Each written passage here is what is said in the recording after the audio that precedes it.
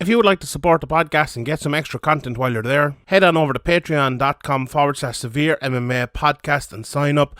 From the rewatch to the Q&A, we will have loads of content every week. So sign up, patreon.com/SevereMMA podcast. And now, here's the podcast. Welcome everybody. It's episode 379 of the Severe MMA podcast. My name is Sean Sheehan, aka the Pod God, joined today by Graham McDonald to talk about a massive weekend in the world of mixed martial arts. But before we get into all of that, we must tell you about our good friends over at Manscaped and its smooth sack summer. It's slowly coming to an end, but you have been scaping for the summer sun, and it's not too late to sweep your sack for those pesky pubes. As summer comes to an end, we enter the autumn or fall if you're over in America, or Neil. To keep your face clean and fresh just in time for the fresh ball fall. The leader in below the waist grooming, Manscaped, is here to make sure your pubes feel smoother than a beach ball and smell fresher than your girl's pumpkin spice. Start the new season the right way.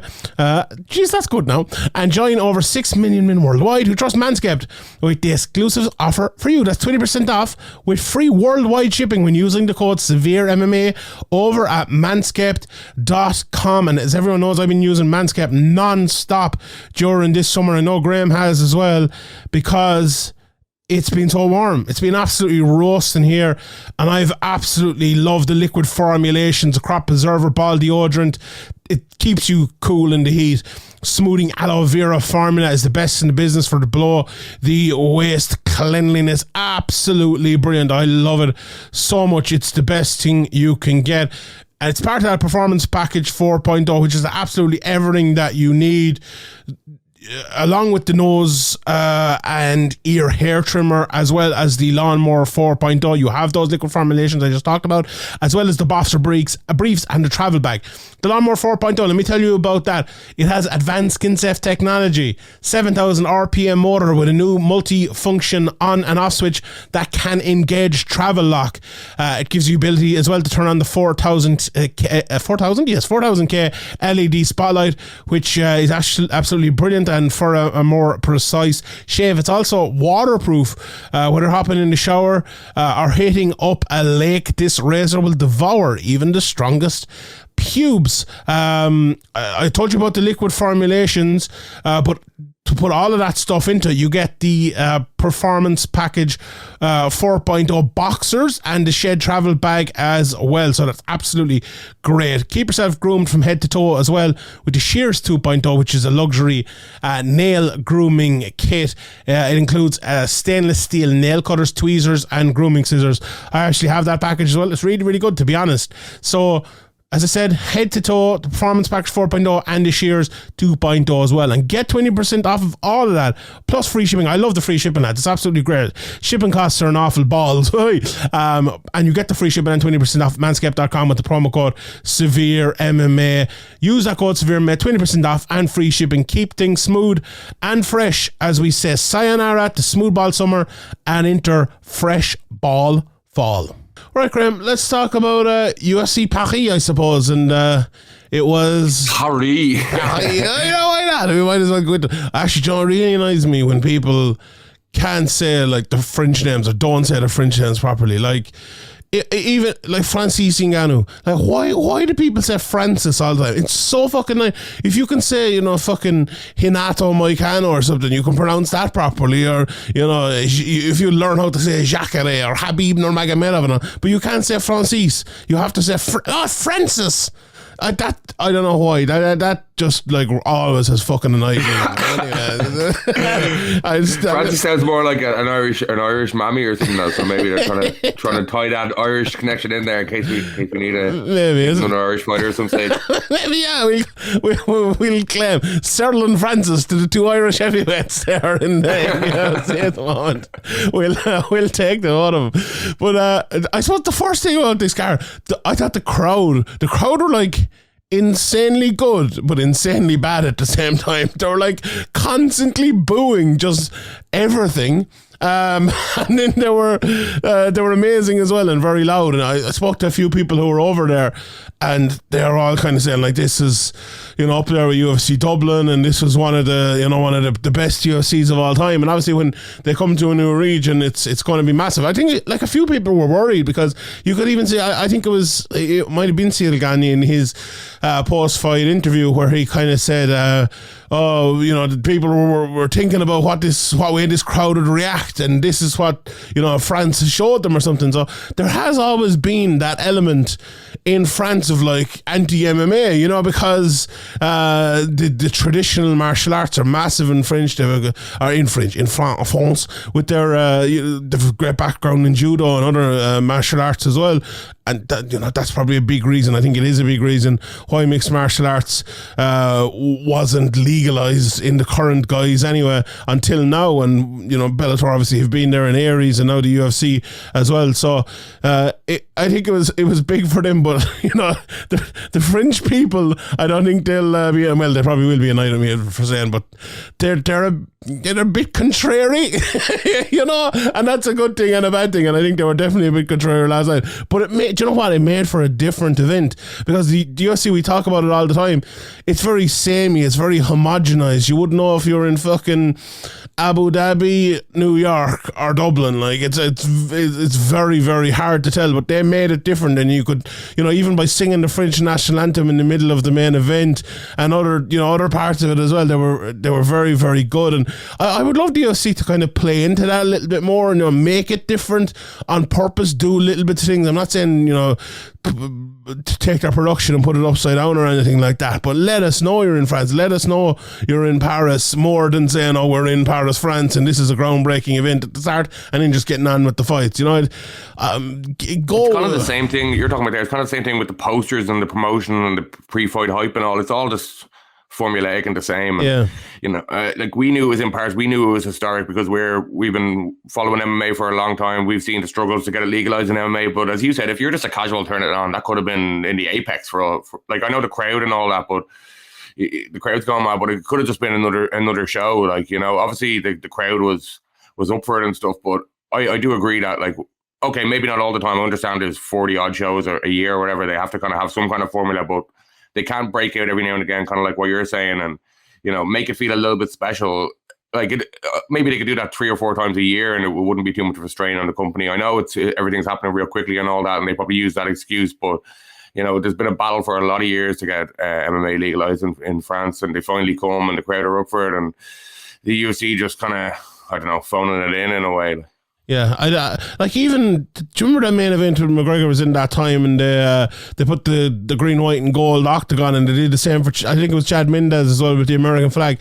With Sinead O'Connor and the guy from whatever. Yeah. What was your man from the band? I don't know. Can't remember. But put the French flag in there, But imagine that, that would have been just something a little bit different, and it would have been unbelievable as well. I think even something as small as that, like I think Bellator did it very well when they went to Hawaii, and they made it look a little bit different, and they didn't go mad or anything like that, but it was cool, and they had like the Hawaiian hula band or whatever you call them, hula band is it, playing, and they just made it a little bit cool. I think the UFC could have done something like that. But having said that, anyway, it was and the main point there is the crowd overtook us. The crowd made it cool. The crowd made it feel special and feel different, good and bad. And it was definitely an event worth remembering. Everyone there as well were saying like it was unbelievably warm, which is probably not a great thing as well. We've all been in events that were absolutely roasting. There was nothing like the fucking pandemic events when it was warm and you had to wear the masks the whole time. It was absolutely boiling. So I feel for those people last night in Paris. But great to see Paris open, and what a main event, but it was I think a good card coming up to it. I would say maybe not a blow-away card, but a lot of enjoyable fights throughout it. But I love the co-main event, but that main event was absolutely fantastic. Ciel Gagné and Tai Tuivasa. Like, it looked to me, Graham, I don't know if you got to take as well in that first round, as if Tai Tuivasa was just going to be like at the end of Gagne's jab and at the end of that front kick for 5 rounds. I got that feeling early, John. I was listening to our good friends over in Second Captains the other day, and someone was on talking about I think it was a Newcastle game or something. It was like 10 minutes in, you knew it was going to be a 0-all, you know? I feel like this one, and you should never say that in MMA, and you should never say that in a heavyweight MMA fight especially, but I just felt, even though I kind of predicted the fight to go this way over in the betting show last week, that it'd be, you know, build up to maybe a finish and Tuivasa would go for it and get knocked out. I just felt like in the first round, as if it was going to be a longer, slower fight. What was your feeling early, and did you think it had turned into the fight it did early? Because I certainly didn't. Yeah, well, like I thought it was kind of probably going to go where Cyril was going to kind of pick him off the outside before the fight, and then that seemed to be happening in the first round, as you mentioned. But in fairness to Tai Tuivasa, he can take fucking some serious shots and come back swinging, and you know his method of victory definitely wasn't going to a decision. It was getting Cyril out of there, and you know, in the moments where he was kind of in trouble, he did his best to kind of counter that with big knockout shots, but the skill level was just too big. I think, you know, obviously Tai Tuivasa is going to be a problem for a lot of people in that heavyweight division, but Cyril is just technically and ability wise as an all-rounded MMA fighter is just too much for him, and I think that's what showed here. Like Cyril made it Tai Tuivasa made it a fight. Like, you know, he did his best, but I think in the end, you know, it was always kind of Cyril's fight to lose. Yeah, Tuivasa I think did probably as well in this fight as he could have.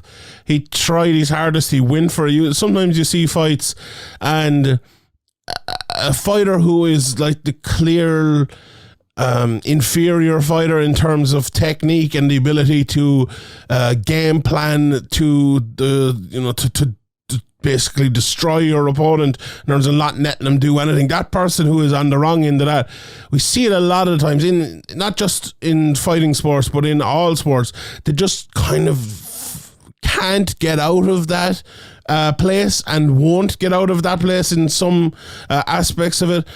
Tai Tuivasa just refused to do that. He's like, I'm fucking getting out of this. I'll go out either with my sword, my shield, or on it. And unfortunately for him, he went out on it, but he almost went out winning that fucking fight because he landed on Gagne absolutely hard. And that second round was an absolute round of the year contender. But the first round, I think early Gagne was winning on the outside, but that head kick changed the fight a little bit. He hit Tuivasa really fucking hard with that, and you could see a few times Tuivasa was just off the mark. Like, he walked through that head kick, you know, pretty well, and you could see he was just off the mark. And if he could do something like a little bit different, get inside a little bit, I thought he might have been able to have a little bit of success. And that is an odd thing to say when Ciryl Gane is fighting, because usually people don't get close to him in terms of with the striking like that, because he's so big and tall, and especially Tuivasa, who had a reach disadvantage, I would say, by a good bit. It looked massive anyway. But in the second round, Gane got knocked down hard, and Tuivasa went for him, and like, thank God Mark Goddard was in there, because another referee might have stopped it, but he gave him the time, and he got back up obviously and didn't attack that body and just went teep to the body. And it was at this point I stopped taking notes because it just turned into an absolute war, back and forth. Both guys hurt, both guys hurt. There was a one stage Tuivasa looked like, okay, he got hit hard, now he's out of it. And I'm pretty sure he was playing possum, and he came back and he hit Gane with a right hand. Did you think that too? Yeah, I was watching it with my cousin actually, and he was like, "Oh my God, he's finished," and I was like, I think he's faking it. And then he came back with a punch of his own and seemed absolutely grand. He seemed to be off balance when he was faking, in my opinion. And then the second kind of Cyril stepped in, he was back steady on his feet, throwing punches. So I do think he used that. Maybe he got clipped a little bit, but I think he over exaggerated it to try and draw Cyril in, to try and counter with a big punch and pull him away. And it's not the worst tactic, because Cyril did kind of run in and nearly did get fucking clipped. So, it doesn't look good for the scorecards. But as I said earlier, Tai Tuivasa, I doubt his game plan had anything to do with the scorecard. So I think that was actually a pretty good little plan he had there. Definitely, yeah, 100%. I think I don't think you could criticize Tai Tuivasa in the way he fought at all. Even in that first round where he was losing, he was trying his best and he was almost clipping him. And then I watched back to Derek Lewis. I did a rewatch this week, the fight with Tai Tuivasa, and he really took advantage unbelievably well of his moments and when they got close. And when they got close, sometimes Yan is a great example of it. Peter Yan, when it gets into a clinch and there's kind of a break, he'll land like a spinning elbow or something like that, or he'll land like one big punch or maybe 1-2 big punch. Tai Tuivasa lands like 4 big punches when he gets into those situations, because he knows this is the area where I have to win it in and I'm going to take it. And you just love a fighter like that who is so ultra confident and so well drilled in that area that they need to win the fight, that they do it, and they did. That's performance. He's getting his performance out there. He's not leaving in the gym, and he lost, but you couldn't criticize him after that in terms of he did what he needed to do to win the fight. It was just Ciryl Gane. I think Gane proved stuff last night that he's never proved before in terms of that he can take shots. He has heart. He has determination. He go back, there's this meme that everyone is fucking tweeting out. I see 1,000 people tweeting it out with he's the dogging him with a dog in the heart. And he did. He proved he had the dog in him. Did Gane as well last night. It was a fight where people often say it, and I very rarely agree with it, that both people come out looking better. And I think this was one of the rare occasions where both of these fighters did come out looking better. I think Tai Tuivasa's stock rises. I think Ciryl Gane's stock rises as well. And I've always been a fan of Tai Tuivasa. I liked him an awful lot, even when he was in and out of the UFC or in and out of contention or losing fights. I always thought he had the skill as well as the power which you need at heavyweight.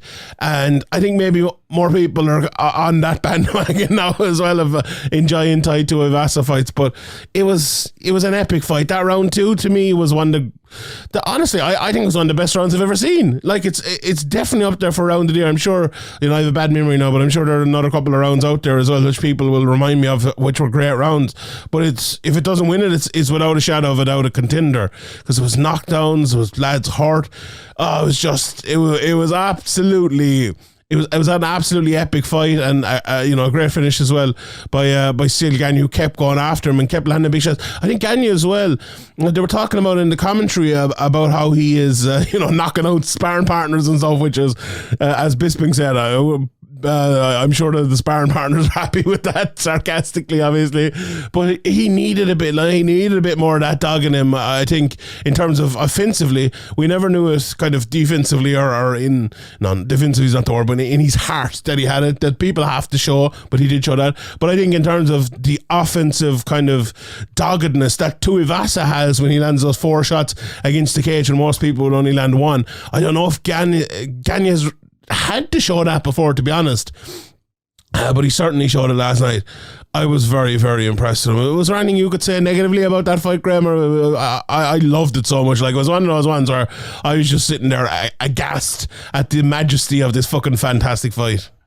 I don't think I can say anything bad about it. I think it was the second round that you're talking about where I think Ciryl threw 2 kicks, a knee and a body shot or a punch to the body, and kind of stepped away and just ate a big left straight away. You could see that it definitely affected Tai Tuivasa and the body shots, the way he reacted, but he's just such a tough nut that he was just waiting for his chance to swing that big left, and he landed and backed Ciryl off. And when he did knock Ciryl down, Ciryl got up quickly, but he hit him with a big punch as he was getting up. And so many times you've seen that punch put a guy down and, a flurry finished the fight. But he showed he has that fighting spirit and he has a chin on him. And I think we learned a lot about him. I think we learned a lot about Tai Tuivasa as well. I think this was a really good fight. It was exciting, and it was on a knife edge at all times, and right up until the finish. Both guys were throwing heavy. I think you mentioned about Ciryl. I think his coach told him they want him to hurt his training partners in sparring. They want him to kind of be more aggressive and be more kind of ruthless. And I think he tried to do that, but against Tai Tuivasa, he's always just loading up that punch, trying to put you away. So it's a hard fight to kind of turn it around for Ciryl. When you've been such a kind of technical, safe guy, it's a scary guy in Tai Tuivasa to kind of change that and go for it more. But he did it, and it worked out really well for him. Obviously, he got the finish spectacularly, but he was in an absolute fight for the contender for fight of the year. Without a shadow of it, it was absolutely brilliant. It was fantastic, and I can't say enough good things about it. But well, I'm sure it's a fight we'll talk about more this week as well. And if any questions over in the Q&A, you can fire them in over on patreon.com/SevereMMA podcast, and I will answer them this week, because it was manic. It was absolutely manic. I must go back and watch it again, to be honest. So someone was actually asking me, about the second round and how you score it. I think all three judges gave it the same way. I gave it to Cedric Gagne. I at the time gave it to Tai Tuivasa, but I'll have to go back and watch it, because I couldn't have been in a worse position to judge that fight, if I'm being honest, because I did lose my shit in the middle of that. But it didn't matter in the end, obviously. But it was a magnificent fight, and. Brilliant. After this, they're going to have to go back to France, but we were saying it last week, and the UFC's in a position right now where they can put on high-level fights outside of pay-per-view times, because they already have this deal with ESPN where they're getting that big pay-per-view money anyway. If you look at WWE yesterday, they put on a big stadium show in Cardiff, and it was on television at normal time here on BT Sports. I think the UFC should be doing things like that. Now, you could argue that this was that, right? But this doesn't have the heavyweight title fight in the main event. This isn't a pay-per-view card. Do you know what? It's a pay-per-view card apart from, if you added the heavyweight title fight on top of Gagne, Tuivasa, Whittaker, Vettori, and the rest, then absolutely. But I really think they need to start doing that in London as well. They really need to start bringing big fights, big title fights, I think, because they have the ability to do that now for the next few years. Imagine how massive that'd be, the amount of people you'd be able to get watching it live. And I just think it'd be huge. And I think, okay, it might cost them a bit of money, but in the long term, I really think it'd benefit them. And they need to think about that. And maybe, as you said last week, maybe it'll piss off ESPN a bit or something like that. But they have loads of options coming up. There's going to be lots of people bidding for the UFC to get them because of live programming and all that. We spoke about it last week if you haven't heard it. But after that, it just made me think, put Francis Ngannou versus Cedric Gagne too, if that ever happens. Put it in France. Man, look, if you can get it a little bit later, if you put it in pay-per-view in the middle of the day in America or something, to get some money back, fine, perfect, do that. You can have the best of both worlds there maybe. But I think they should be doing these big fights in these big markets and not just keeping title fights for America. But maybe that's another chat for another day. What did you think of Robert Whittaker and Marvin Vettori, Graham? I was so impressed with Robert Whittaker here. I thought he fought it very differently than what he normally does, and fought brilliantly, and just kind of took the fight away from Vettori here early. What did you think of it? Yeah, I think he looked really good. He mixed it up well. Vettori's, if you're a Vettori fan, I'd say he's extremely frustrating. I think Robert Whittaker, he's obviously been at a higher level. He's had the championship, but there was a lot of questions around, in my mind anyway, about kind of his motivation with Adesanya at the top of the division, and kind of having lost to him twice and all that. But I said, I think it was last week with you, or maybe the week before, that maybe this chance that Alex Bahia coming up and fighting Israel maybe gives these middleweights who've lost to Israel a bit more hope, and kind of give them a new lease on life and possibly getting back to the title. And that's couldn't be more poignant for Robert Whittaker. I think out of everybody in the division, he's the one who will be hoping for Bahia to win the most. But he went out there against Vettori and just showed us his levels to this. You can be a tough, scrappy guy. You can throw kind of 1-2s and stuff like that, and be really good at it. But when it comes to championship level, you have to be able to do it all. You have to be able to wrestle. You have to be able to grapple. You have to be able to, do a bit more than 1-2s. And I just think Whittaker was just on a different level. Yeah, I think it was just an excellent performance from Robert Whittaker, and I questioned that mentality as well last week. I wasn't in terms of questioning mentality, but in questioning where the mentality would be this time. I don't think he's ever shown signs of that before, but it's how could you not show signs of it now? And he didn't, to be fair. So his mentality is unbelievably good. And as you said, with the Pereira fight coming up, we've seen it happen for many. Look at Usman last week. That must give a new lease on life. Yeah, exactly. Yeah, must give a new lease on life to Colby, and Gilbert Burns and all of the lads who have fought him before. It's a massive thing. But even to the other divisions, even to Whittaker watching that division, he probably thinks, well, everything isn't as set in stone as, you think it would be, anything can happen. It's a reminder that anything can happen in MMA. Yeah, 100%. And, he fought like that. He really, really did, because I thought it was one of those fights where Vettori would have a little more success maybe than people thought, because of the way that Whittaker fights. If Whittaker fights that kind of herky-jerky, be-first style and kind of cut your movement, that's why he beat Yoel Romero so well, because Yoel's game plan at all times is, to land that one big shot and to wait and wait and wait. Whereas Whittaker never let him wait. He was just all the time breaking up his momentum and breaking up those periods of waiting. And that's the sort of fighter he is, whether you're a fighter who waits or a fighter who goes, and Marvin Vettori's obviously more of a fighter who goes, and he was expecting Robert Whittaker to try to be first all the time, to try to land, those leg kicks and those jabs inside, and he'd have to deal with that. And when Robert Whittaker, he didn't really do that. He fought very well on the outside, very far out. I would say, and I haven't looked at the numbers or anything like that, but maybe this is a good time to look at numbers and see the amount of shots that Robert Whittaker landed, especially in that first couple of rounds, compared to what he normally lands. I would say it was a lot less, and it ended up winning him the fight, because he was kind of... He bamboozled Vettori a little bit. I don't think Vettori was able to rescue it. They kept saying that this is only 3 rounds. After the 4th and 5th, the fight will be over. I think that was in the Buckley fight maybe, but the same goes for this one. And I think Vettori probably got to the end of that fight and it was like, I haven't even started my fight yet, kind of job, because Robert Whittaker kept him in that area. And you could see, I think in the middle of the second round, or maybe in the start of the second round even, Robert Whittaker found his range and started landing shots a lot more. In the first, it was relatively close, and there wasn't much in it. I think one judge gave it to Vettori, which there was nothing wrong with that at all. Even though Whittaker shots to me looked a little bit harder, but in the second he was just waiting for Vettori to come in and just countering him and just picking him off at these little shots that I don't think I've ever seen from Robert Whittaker before. Vettori just couldn't get the range. Whittaker was landing on him. You could see 5 or 6 shots just whiff past the face of Robert Whittaker from Vettori throwing him. And I think the third round was that, but even more, honestly. I thought it was a brilliant performance from Robert Whittaker, and the type of performance we don't normally see in MMA, because MMA is so hard, right? It's very difficult to fight in different ways. Usually fighters fight the way fighters fight.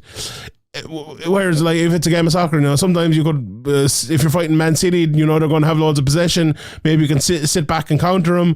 If you're playing against, I don't know, fucking Wigan Athletic, maybe you're going to have a lot of possession, and then you're going to have to work the play and maybe a few intricate passes to get through them. You have different game plans for different games. Whereas MMA, we usually... It's so hard to have one game plan and to be great at it. To switch and have other game plans and be great at them too is just almost a non-goer, unless maybe you're a high-level kickboxer and you can switch it in there. And Robert Whittaker, I think, showed a different game plan here, and I think he showed it fantastically. I was so impressed with him. What did you think the key was here, Graham? It turned into such a dominant fight for him in the second and third round, didn't it? That I wasn't necessarily expecting. I expected him to kind of win the fight. I thought it'd be close, and I one of my bets was Vettori to win a decision, because I thought maybe he'd be able just to nick it, maybe land a couple of power shots to take it. I thought it'd be very close. Whittaker just didn't let it get close, did he?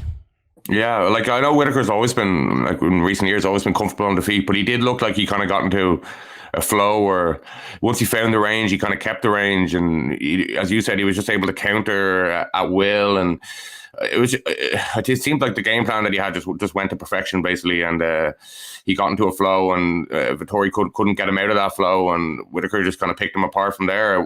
As you said, his head movement, his avoidance, and his range were just on point, better than we've seen in a long time, better maybe than we've seen from Whittaker that I can remember, in terms of the striking alone. So, at this stage in his career, to kind of still be on the up is very surprising to me. I said it on the podcast last week, where's his head at? Does he have the motivation to get back to the top? And, obviously he's put in, you can see from this fight that he's put in a really good camp into this. He's got a good game plan. He's gone out and executed it. And, maybe it's, to get back to the title, if Adesanya wins, isn't going to happen, but he's put himself in a really good position if the upset does happen and Pereira does win. So, obviously, if Pereira is to win, then we may have to wait for a rematch and all, but I'm sure Robert Whittaker won't mind about that. To him, all that matters is he's kind of back in the title conversation again, which is absolutely huge for him. Yeah, and I think as well, there's some people can change weight classes. I don't think he necessarily can, because to get back down to 170. He was at 170 before, wasn't he, on the tough smashes? So like going up another 20 pounds, like it's a big jump to 205. I don't see it. Yeah, so just bide his time is the best thing you can do. Go out there and win fights and stay at the top level. And if he does, he will get either another opportunity at Izzy, because we know look the middleweight division is terrible. I hope he stays active though. I hope he doesn't sit around and wait. You want to build on this. You want to, not sit out and, end up kind of waiting for something to happen and it might not happen. Just go out there, keep winning, and kind of make it so that you're the guy that kind of has to get the title shot next. I think he will, because he's had so many injuries. I think when you have injuries like he's had, you don't want to be sitting on the sideline. You want to kind of keep going. You want to get as many fights in, because you feel like you've lost maybe a bit of your career. So I in a weird way, I think that that'll actually help him, and that he will stay fighting, and he will take whoever's next. Look, when you lose 2 times against the champion as well, it's going to be either you live or you die, kind of, and he's decided to live, obviously, here, and he's just gonna take on the next guys and make himself undeniable again. And you have to make yourself undeniable in that situation. And you know what? No better man than Robert Whittaker, because he's a fantastic fighter, and he's definitely not done yet, without a shadow of a doubt. There was 2 other middleweight fights just before this as well. Well, do you know what? Kopylov got a lovely knockout against Alessio Di Chirico.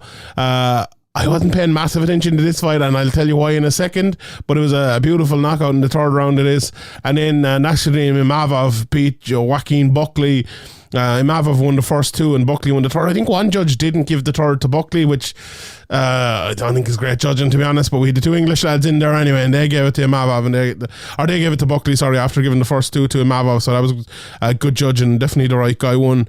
Anyway, Imavov was good and loose on his feet, and definitely a contender coming through at middleweight who's a little bit more exciting, a little bit different to some people. I think a pretty good matchup here against Buckley. Like, Buckley's a guy I think who clearly is worried about his cardio, and then he comes to the 3rd round and goes, wait, actually I'm grand, and throws everything. And it feels like he's done that a couple of times, because maybe he gassed out in a fight or 2, and that's I think sometimes that's more of a mental thing than a physical thing. But when you do throw like the big massive shots that he does, maybe it's a physical thing too. So I think that's something that's always going to hold him back until he finds a way around it, maybe. But nevertheless, a very good performance from Mavov, and a good win there, and a great knockout as well from Roman Kopylov. Right to the main event. The Kopylov knockout there, I don't know what Alessio was doing, just dropped his hands and stood in front of him for the finish. He's literally in range with his hands kind of half down, just getting punched in the face. It was just, I don't know if he was trying to be some kind of like, I'm just going to walk through your punches, or if he was just, I don't know what the fuck he was thinking, just a lapse, or his brain was already shook and he didn't know what he was doing, but it just looked really bad. Like, it looked just really, really low level. Yeah, it wasn't great now at all, and I think they called that out in the commentary as well. So it was a great knockout, but not great from the Chirico. I wonder, was he hurt by something that was landed just before that? Maybe he must have been, like, he's just standing there in like the controller ran out of battery or something in the game, and you're just fucking there for the taking, like. When you like think you've paused the game of FIFA, but you actually haven't, and you're eating your bowl of Wheatos or something, and oh fuck, Real Madrid are walking through and after scored a goal. But it was definitely a bit like that. Graham, there was a 10-10 round. There was a fucking 10-10 round in Gomes versus Jarno Aarons.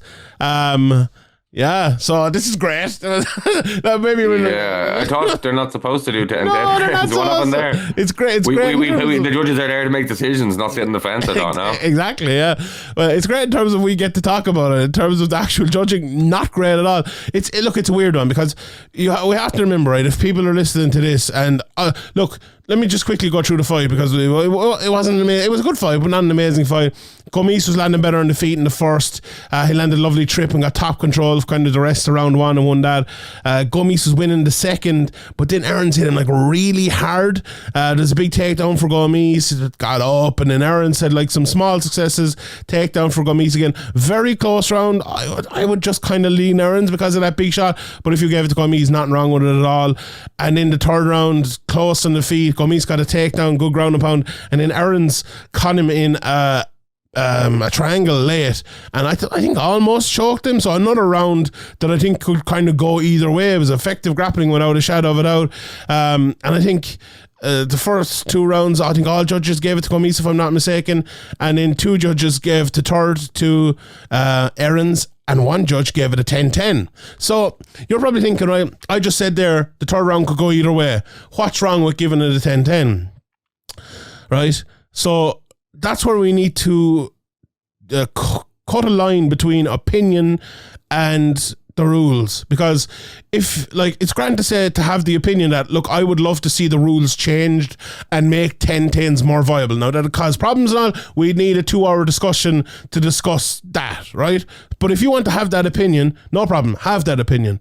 But that's an opinion we have in 2 years' time when the rules have been changed and when we're watching a fight, and if you want to score the fight at the end of the fight at 10-10 after those rules have been changed, absolutely no problem. If you want to work for the next 2 years to get the rule changed to have more 10-10s, no problem at all. No problem. If it makes sense, right, grand. But what we have right now, the judge which judged this fight at 10-10 is working under a unified judging criteria rule set in which the scoring of 10-10 rounds like this is massively frowned upon in terms of in the rules, literally written really strongly in the rules, but also in the, where they teach judges, where, they do seminars where they talk about judging. They literally tell you not to give 10-10 rounds in rounds like this because you're tasked with finding a winner. Now you have 3 different ways of finding a winner. If you think, look, effective grappling and effective striking, were they even? And in this round, you could say, do you know what? Maybe they were. Right? Maybe they were even in this round. No, I don't think they were necessarily. I think you could find a difference in it, whether you like maybe the shots that Gomis landed more, or which I did, or you like the triangle attempt more. You need to decide between the two. But let's say you can't, right? That's fine. Then you go to who had the more effective aggression throughout that round. And I think in that round, you probably say Gomis, but let's say maybe not. Let's say it's even again. Then you go to octagon control, and there's no doubt about that whatsoever that Gomis had that. He controlled that fight in the third round for long periods, I would think. So you have to score that round for Gomis if you want to go that way. You can't say it was even in terms of that and didn't give it 10-10. Now, I don't think you can say it's even in terms of aggression. I don't think you can say it's even by the way the judging criteria is written now in terms of effective grappling and striking, because you're tasked with judging the round. Judging is a verb, we say, and judges say it all the time. Judging is a verb. You have to go out and you have to judge the round. You have to judge the quality of the submissions and the striking versus the quality of the submissions and the striking from the other person. If that's equal, then you go to aggression. If that's equal, then you go to control. But you have to have all of those things dead even to get a 10-10 round. And there's no way that that's correct. We talk about understanding, right? We can disagree or agree with a round. If someone had scored this 10-9 one way and 10-9 another way, you could maybe disagree with it, but you could understand it. There's no understanding, there's no agreeing with a 10-10 round here. It's just the wrong score. And it's very odd you can actually say that in an MMA fight these days, but it's without a shadow of a doubt the wrong score via the written criteria right now. As I said, let's separate our opinion for a second. This is not about anyone's opinion, right? This is about the judging criteria and the way it's written and the way it's ruled right now. There's a reason there hasn't been a 10-10 round. Now, and you'll probably say, why is there 10-10 rounds? The 10-10 rounds are in there. Well, if this fight had gone 2 seconds of the third round and there had been an accidental cut, let's say, and the fight had to be ended, then that would be a 10-10 round. Because nothing has happened, no one has had any, effective grappling or striking or aggression or control. You can't separate them in any of them. You have to go to a 10-10 round. That's why it's there. And I think that's a part of the rule set that needs to be actually changed to make that.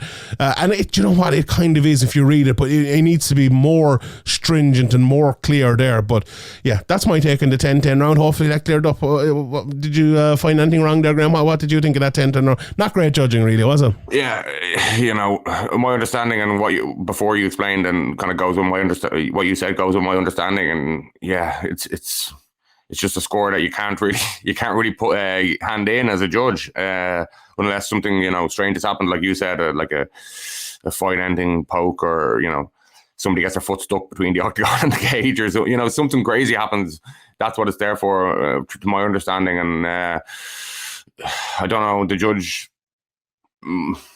I don't know this judge. What judge was it? Was it a French judge? Yeah, it was. I can't think of exactly his name now, but it was his first. It was Christophe something. I can't remember. But it was his first ever fight of UFC judging. Obviously, because it looks the first time in France as well. But he's judged loads of Aries fights and stuff like that. So he's not a judge who's never judged before anything. He's judged at a pretty high level. Aries is a good level, but yeah, I think he needs a little bit of extra training after this one. Anyway, certainly. Well, I'm sure I've heard before you talking about it. They go back and they kind of analyze and ask people why they scored what, and I'm sure he'll be told, you can't score a 10-10 under these circumstances. I'm sure he'll know that now going forward. But luckily, the kind of result wasn't affected by it. It didn't end up being a draw because the other two judges scored it correctly. So it kind of got away with it in a way in the end. But it's a really bad look.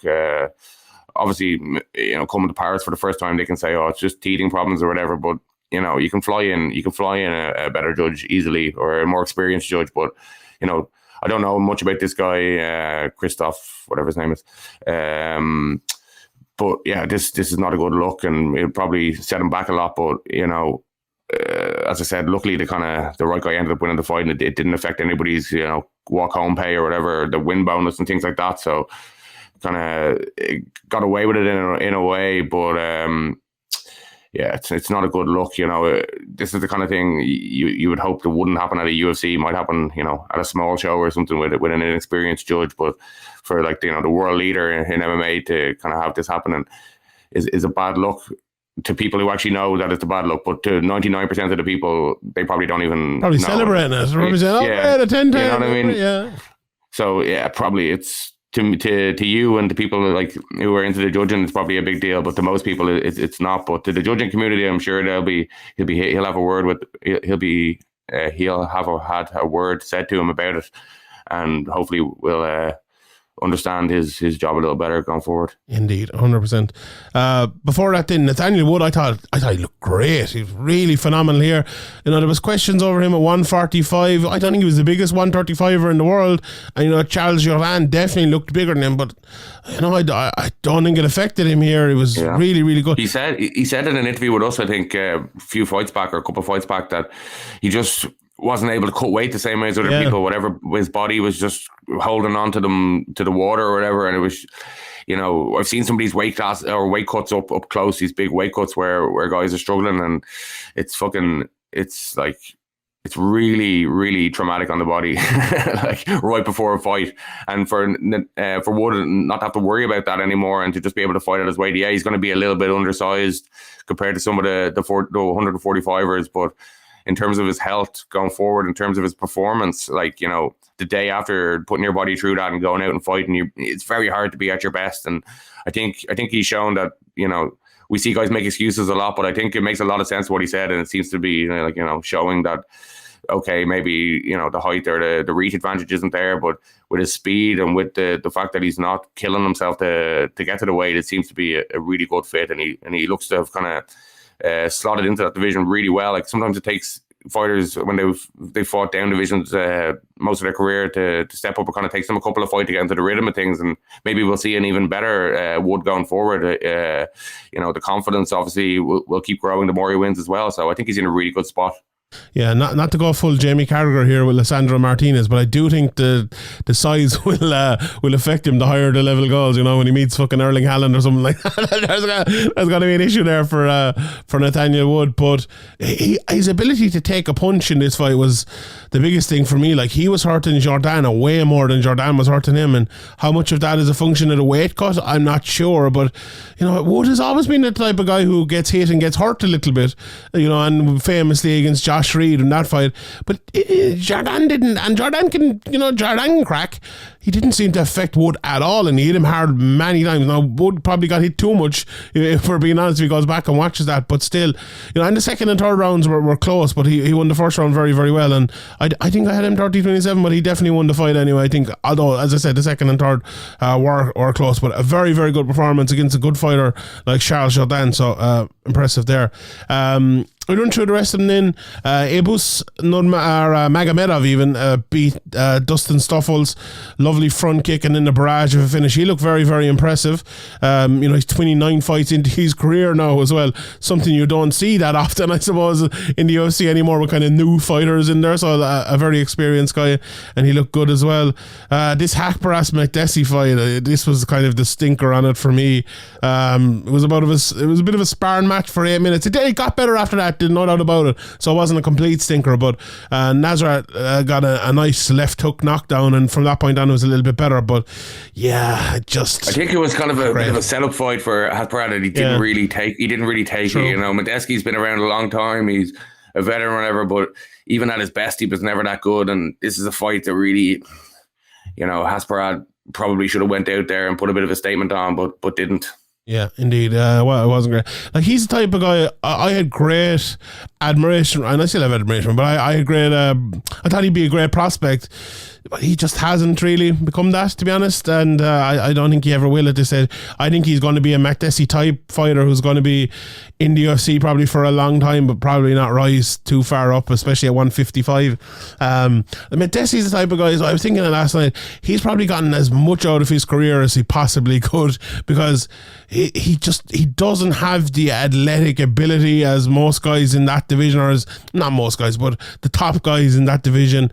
But he's very technically good. He's not the biggest guy in the world. He reminds me a little bit of like a lesser version of Paul Felder, maybe, who fights like a power fighter but doesn't really have that much power. And now he's a few knockouts and a few lovely knockouts throughout his career, but it feels like the only thing holding Makdessi back is probably that raw athleticism or raw power or raw gifts that some people have, and unfortunately for him, I just don't think he has it. But everything else is seemingly there, I think. So it's unfortunate for a guy like Makdessi.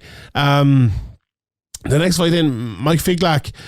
Not a great performance for him. I think a very jittery, tough matchup against Fares Ziam as well. I thought he'd win it, but Figlak, he just looked a little off range at the very start. Ziam was landing his jab very well as well, and Figlak, I think, found it very hard to kind of get back into it after that. He got cut as well at the end of round one with that elbow from Ziam. It was got on top in round two, but there was a spinning forearm, he nearly got KO'd from that. I think it was a 10A round as well. He got a bad beating that second round. Figlak was winning in the third, but he was taken down again after 3 minutes. Got up quick, got the back, got the mount, but Ziam ended up on top of him. He ended up in the bottom, and then from that point on, it was kind of just over. Like, it was a fight where you look at it from Mike Figlak, and if you've never seen him before, you're probably thinking, what was the hype all about? What were people talking about? But yeah, I just think it was a very jittery performance. It was, the stereotypical kind of UFC jitters. First fight in the UFC, and Ziam has already had that fight in front of his hometown people as well. As Sean Denny said, he's an extra 25% in there, and I really thought it looked like that. Now, credit to Ziam, I'm not taking anything away from Ziam, maybe I should be talking about him a little bit more, but obviously I haven't covered a lot of cage warriors and talked about Figlak before. He's going to be maybe the focus here, but very, very good win for Ziam, a very good performance all around. But I think if you're watching this, you don't know much about Figlak, give him another chance and let's see him over his next couple of fights and see how he performs. Very early as well, only 8 fights into his career. I think that was a reservation. We said it last week, and I think a lot of people have been saying it too. Maybe a little bit early in his career. Reece McKee was the same for him. Maybe got there a little bit early, and I think that maybe that's held him back. What did you think of Figlak here, Graham? Yeah, I agree with nearly everything you said there. Like, it wasn't the Figlak that we've seen in the past, and maybe that's down to Ziam, and maybe he would have won the decision anyway. But I do think that Figlak kind of didn't get going and did look a bit nervous, and we've seen it before with loads of fighters coming to the UFC, and you can fight in big events outside the UFC, but to a lot of these guys, and I'm not sure about Figlak, but I'd say it's a dream to fight in the UFC, and you get there and it definitely didn't go to plan, and he didn't get going, and he looked a bit puzzled out there. But I think maybe we can judge him on his next fight. Ziam's been in the UFC, he's fought at this level before, and it's another day at the office for him. And for Figlak, hopefully that'll be more the situation next time, and he can kind of go out and show what he can do. But his back's against the wall already now. You've gone in there and you've lost, and if you lose another one, you could be out of there quickly. We've seen it happen to Reece. Getting there early is great, but you can be straight out of there quickly and back to where you started and have to build up again. And hopefully that won't happen for Figlak. Hopefully he can watch the tape, go back with his team and work on that, and the jitters not being as prevalent the next time. Hopefully he can help him, and obviously it will depend on the matchup and all that. But yeah, it definitely was a very disappointing night for Figlak.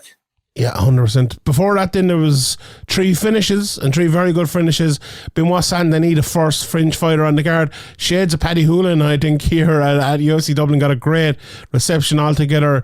Nearly got finished in the first, but also nearly got a 10-8. I think dominated in the first 2 minutes of the second round, and got the finish in the dominated the last 2 minutes of the first round. And got the finish early in the second round. Nice performance there from him. Quinones then in Taha. Quinones kind of boxed the ears off him early, overhand hurt him, right in the ground, finished it. Good stoppage. I thought he got dropped hard. Took a big shot on the way down, then 4 or 5 unanswered blows. And you can't blame the referee after that, so I think some people were. And then Stephanie Egger got the rear naked choke in the second round. She was just stronger in the takedown battle against Perez. There was almost a Von Flue choke in the second round, but they got back up and landed some nice stuff. But yeah, the rear naked choke in the end. And that was it, and that was the card. So let's go ahead and talk about next week. Right, UFC 279. Look, it's not the best card in the world, if we're being honest. On the undercard, I'm struggling to see anything, man. Like, I think the opening fight there in weeks against Johan Lanise, I think someone probably get knocked out there. Won't be too bad. Be interesting to see Danielle Wolf in her second fight. She's fighting Norma Dumont, who's a very, very good fighter. Elise Reed is back here. She's a good prospect. Charles Bennett will be fun against Jake Collier. I like Jailton Almeida. I think he's a real top prospect. It'll be interesting to see him. Johnny Walker's always fun to see. Irina Aldana is probably the biggest one in terms of where she's going to go. She could earn a title shot there with a win over Macy Chison, and maybe Chison could as well. Kevin Holland, you never know what he's going to do. Li Jiang Liang against Tony Ferguson. That fight's a 180 as well, is it, Kevin Holland? Yeah, it's weird. That Tapology, there's 220 is here for Jailton Almeida as well. Is that right? Is that doesn't 220 is a really strange one. Yeah. 180 is strange enough, but I don't know. Yeah, we'll see how they go anyway. But is there anything there that stands out? What do you think of that Li Jiang Liang Tony Ferguson fight? Yeah, I feel like every time I talk about Tony Ferguson, I talk about how he's not as good as people say he is, or thought he was, or he said he was over the years. And his last fight was really brutal. He obviously took a bit of time off. It's going to be 4 months. It's probably enough. He's on a 4-fight skid. This is really a must win for him. It's a difficult matchup. He's going to be the smaller guy. I don't know. I don't see this as a good matchup for Ferguson. Like, he can definitely, he definitely has ways to win this, but I see this being a long night from him, probably losing a lopsided decision here. Yeah, I'm not too sure, to be honest. I find it hard to know where Tony Ferguson is. I don't think Li Jingliang is that great, to be honest. But also, like, Ferguson, like, Ferguson at his best, I think, would probably beat Li Jingliang, although I agree with you that he was massively overrated. But I don't think Ferguson is anywhere near his best anymore, and he's taken so much damage in fights and just given so much of himself inside the cage, and it's been great entertainment, and he's been a great fighter in terms of that entertainment, if maybe not the actual ability thing, but pretty good. He's always top 5 or 6 in the world. It comes back to the Whittaker thing. Even though Ferguson never was a champion, he kind of was on the cusp of for a while, and probably like thought he was like about to become champion, and now he's kind of in this position where he's lost 4 in a row, been really badly knocked out against Mike Chandler in his last fight, and now he's up at 170. Where's the motivation? Like, does he think he can get back to a title shot? Realistically, maybe Tony Ferguson is a bit of a madman. Maybe he does, but somewhere in the back of his head, I'm sure a little bit of the kind of, I'm so close, I just need to keep going. That kind of mentality must be bruised and beaten down with recent, even the last 2 years. His last win is over Cerrone, what, more than 3 years ago. So for Ferguson, it's a really tough spot. As you said, if he was in his prime and he was going up confident, kind of with the momentum of a winning streak, maybe I'd be looking at this as a closer fight. But even then, I think it's a bad style matchup for him. Maybe Ferguson can get it done early, or he can pull out some kind of submission if it hits the ground, but I don't see it. I've never been the biggest fan of Tony's skills. Oh, really? No, I never would have guessed that. But I think I've made that pretty clear over the last 8 years. The lads will have a great breakdown of that anyway in the previous show, and check out our Facebook or our YouTube this week, and you'll see that with Harry and Ian, and maybe I'll even pop in. You'll never know. But it'd be good if Tony won. He could win. Maybe fight Conor in his comeback. That would make a lot of sense to me. A lot of sense, yeah. Like, I think that Conor fight is something. Someone accused me yesterday of this being the Conor McGregor fucking podcast, so we can't talk too much about him. We just kill, even though we never talk about him. But anyway, it makes a lot. My fight has always made the most sense to me for his comeback fight, and that's something that surely we're going to have to be talking about soon. But I don't know. Any insights there, Graham? Is McGregor doing much training or something? I know he's put up a few things, but he seems to be, and he's yachting off a lot now as well. I don't know. He said he'd be back towards the end of the year. He said earlier even to me when I interviewed him, but I don't know. Any insights, Graham? Will he be back? I haven't seen him in months, so I don't know any more than the average Joe's at this stage. I know. Don't be playing it sly on us, fuck. But I think in MMA and in the UFC, when you have the date to come back or whatever, or when you're going to come back, the division is going to look so different. If Tony Ferguson wins here or loses here, it'll affect that. And obviously, in the lightweight division or the welterweight division, depending on what he does, things will change pretty quickly before he comes back. So it's really hard to make predictions. And with the Diaz fight as well, like, that was a fight as well they were looking, it felt like, to set up for McGregor. And he's obviously in the main event, and that's another option out here that's probably gone. This is the last fight of Nathan Diaz's career in the UFC, in the current career in the UFC anyway. I talked to Spencer Kite the other day, and he was kind of saying, I think Nate will be back maybe even. I'm like, oh, well, okay, maybe, you never know. But fighting Khamzat Chimaev in the main event here, no title on the line or anything like that. I have a very long podcast coming out with the aforementioned Spencer this week over on Sherdog, talking about this from all sides. And look, this is a discussion that probably needs a half an hour or anything, but maybe even to give the cliff notes and get your thoughts on it, Graham. Like, I think you have to look at this from all sides, because Nathan Diaz, right, has kind of made it evident enough that he wants out of the UFC. I think the UFC, I don't think he or even the UFC would, or any fans or anything would say that Nathan Diaz hasn't probably been paid well over his last few fights, especially obviously since he choked out McGregor. But I think Diaz's biggest problem and his biggest issue with him is I think he felt undervalued before that and kind of wants to get paid for his whole career, which is fine. If he wants to go out and make big money, no problem at all. And that's his prerogative, and he's absolutely right to do that if he wants to do it. But if you're looking at it from the UFC's point of view, you've one more fight left from Nathan Diaz. Nathan Diaz wants to go out and fight for another promotion or promote himself or whatever. Like, why would you not want to make the best of it for yourself with him going and get the shine from a win over Nathan Diaz onto one of your best up and coming prospects like Khamzat Chimaev? Now, I'm not sure if they will actually do that, because I think this actually might make Chimaev a bit of a heel if he goes out there and just absolutely destroys Nathan Diaz, because he's a fan favourite. So I'm not sure if it'll work, but what they're trying to do is to do that, to get a big win for Chimaev over a big name. And I think people are acting like the UFC are the worst people in the world for doing that. Now, they're the worst people in the world for doing other things. Not paying them for this Project Rock, not paying them for Venom, USADA bullshit and all this. Absolutely, UFC do lots of bad things. And feeding Nate Diaz to the Wolves is a bad thing as well. But this isn't up there with all of those things. This is smart business, I think, from the UFC. It's something pro wrestling has been doing for years and years and years. Someone is leaving the territory, you put him over. If Hulk Hogan has gone to fucking WCW, you let the Ultimate Warrior, Bret Hart, whoever it might be, beat him and take the championship off him or take the shine off him when he's gone away. That's a thing that's just always been done. And there's lots of things to be mad at the UFC over. And if you're a Diaz fan, grand, no problem, be mad about this. But Diaz is, I think at the end of the day, he's getting his last fight. He takes any fight he wants and is just going to leave. Is there any chance here, Graham, he does remember that James Gallagher fight where the lad just tapped out the second the bell rang and then just... Yeah, I don't think that's going to happen. That was mad. But no, I don't think that's going to happen.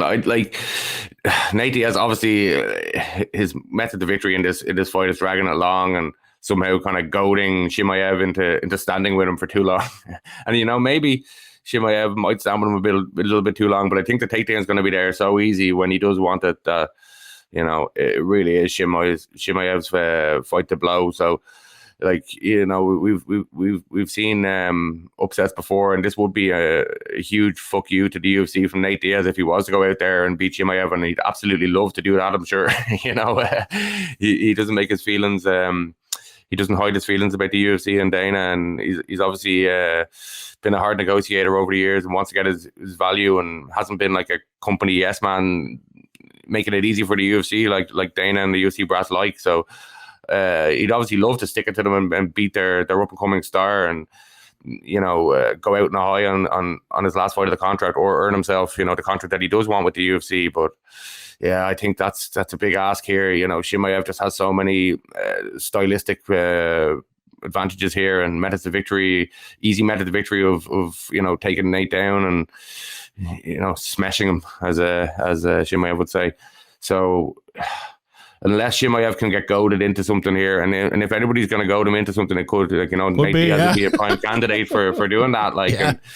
I've seen stranger things happen. We've seen guys who have huge advantages on the ground at standing with guys and end up losing. We've seen it before. I don't see it happening here, but it's definitely a possibility. It's not out of the realms of possibility. So yeah, Nate Diaz, he's tough. He's able to hang in there. He's got cardio for days. Chimaev obviously hasn't been in the same kind of wars that Diaz has been in over the years, and hasn't kind of gone through the same kind of adversity that Nate has. So maybe if we see him in a bad spot, we see how he reacts. We just still some questions over him here, but obviously the safe pick and the only pick really is Chimaev.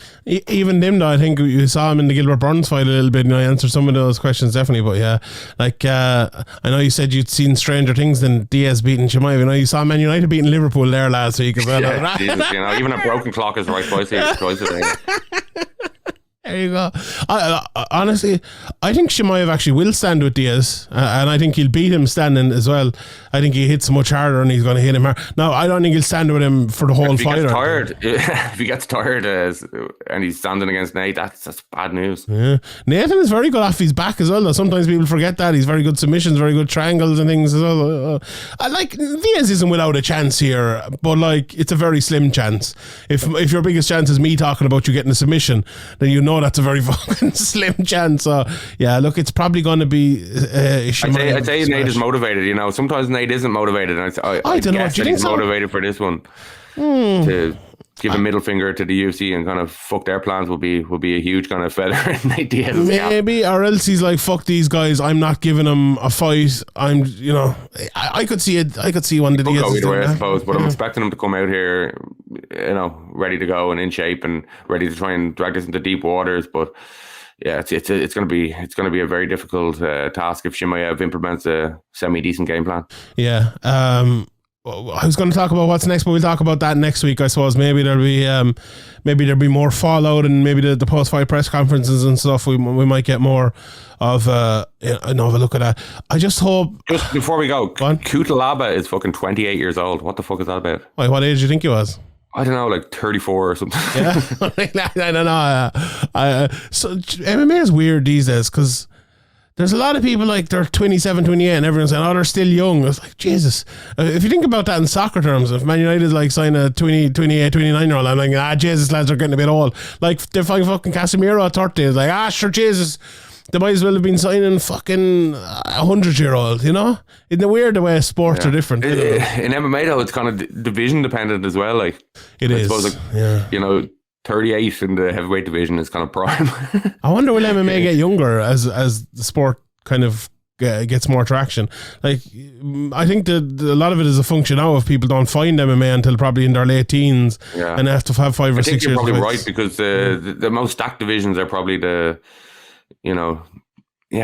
probably the ones that are, there's more kind of little guys than super heavy guys in the world, and if more talent does come to the division, but these big, like for the heavyweight division in particular, these big guys, they're probably like, in America they're going for NFL contracts or whatever, or NBA, or there's other options there for them. Rather, the small guys, there's not really that many options for them. If you're Demetrius Johnson in the NFL, you're probably going to get broken in two, like trying to go up against these big guys. So yeah, maybe as the heavier divisions have more kind of more fighters in them, and more the sport grows and more people see it as a viable kind of career opportunity for a sports person who maybe has other options as well.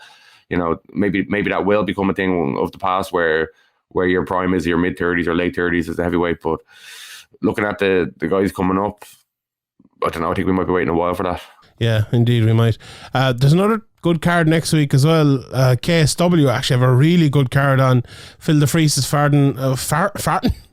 He's fighting Ricardo Brazel, who used to play for Chelsea, apparently. So, that'll be fun. Tom Breeze is back here as well. He's fighting KSW for the first time. Apparently, Tom Breeze is a big fan of the podcast. I never knew. I heard it from sources there. So, hello, Tom, if you're listening. He's fighting Damian Janikowski, which should be a very, very good fight. I'd be interested to see Tom Breeze as well. After Leon Edwards won the title a couple of weeks ago, fighting out of the same gym and doing a lot of coaching in that gym as well. I wonder, will that give Tom Breeze a bit of an impetus to go on and stretch on in his career? And I don't know. I still hold out hope for Tom Breeze, and I'd be interested to see him in that one. There's some other, Paul Palitio as well, who fights out of SBG in Dublin. He's fighting Welson Martinez. Emil Weber-Meck is on this card as well. Thomas Ranikovsky. So there's some very good names on this. And if you want some European MMA, it's a big battle for European MMA at the moment. We had Paris obviously this week, and we have Bellator Dublin coming up, and we have PFL around the UK as well. And I'm sure PFL maybe, I'm not sure, but maybe they'll be coming to Ireland as well. It's a big time for European MMA, and KSW always doing good things there as well, so fair play to them. All right, Graham, we will leave it there. Head on over patreon.com/SevereMMA podcast. It is the start of the month, so you'll get a whole month for one. I think it's $4.50 plus tax, so it's not that expensive at all. You pay that for a hot chicken roll, So might as well get a full month's of podcasts for the same price as that, and head on over to Manscaped as well. Use the promo code SevereMMA for 20% off and free shipping there as well. All right, everyone, thank you very much for listening to the podcast. You're great people altogether. Fair play to you. You're as good as Eric Ten Hag, not as shitty as Jurgen Klopp and Frank Lampard, though. So fair play to all of you. I feel like I didn't get enough slagging you, because like we had recorded the podcast, was it like just before the match or something? I don't know, I can't remember, but you mentioned it about 14 times in the podcast. I'm gonna milk it now for as much as I can. So we probably living in the past. I'm really turning into a Liverpool fan. That'll be great. All right, we leave it there, everyone. Thanks for listening, and we will leave you on Graham's quote of the week. Graham: I was happy in the haze of a drunken hour, but heaven knows I'm miserable now. We'll see you next Tuesday, or probably Sunday.